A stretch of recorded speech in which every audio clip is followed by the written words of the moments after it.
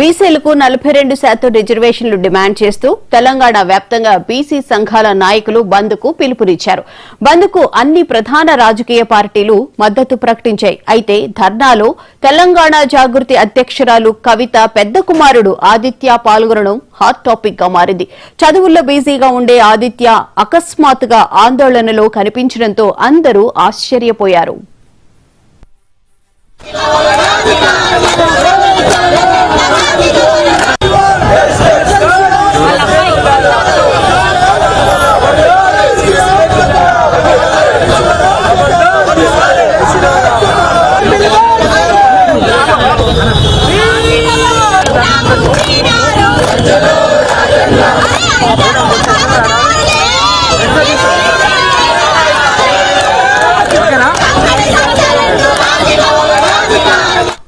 ఆదిత్య ప్లకార్డుతో ఆందోళనలో పాల్గొని అందరి దృష్టిని ఆకర్షించారు. రిజర్వేషన్లు వచ్చే వరకు పోరాడదామని నినాదాలు చేస్తున్నారు. దీంతో కవిత వారసుడు రంగంలోకి వచ్చేశారని అందరూ చర్చించుకుంటున్నారు. కేటీఆర్ కు పోటీ ఇచ్చేందుకే కీలక సమయంలో ఆదిత్యను కవిత ప్రవేశపెట్టారని రాజకీయ వర్గాల్లో టాక్ నడుస్తోంది.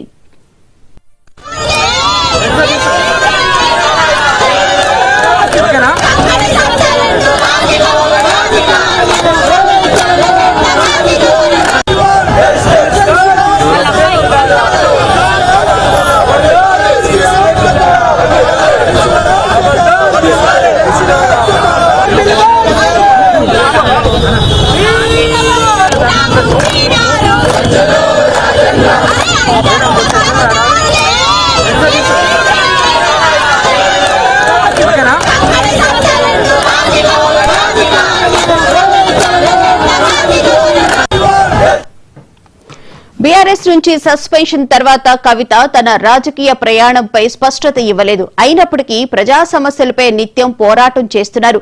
జాగృతి పేరుతో ఉద్యమాలు చేపడుతూ ప్రజల్లో ఉండేందుకు ఎక్కువ సమయం కేటాయిస్తున్నారు.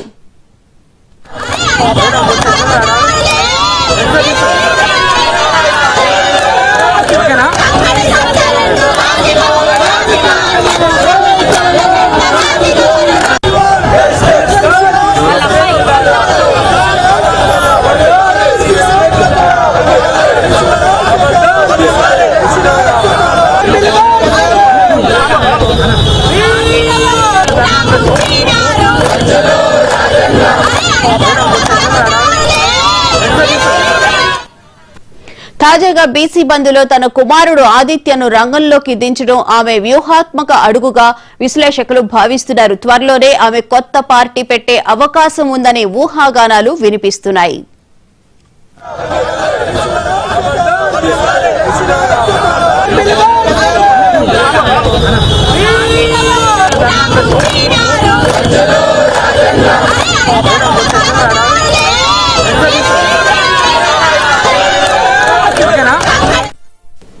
ఇప్పుడు ఒక షార్ట్ బ్రేక్ తీసుకుందాం.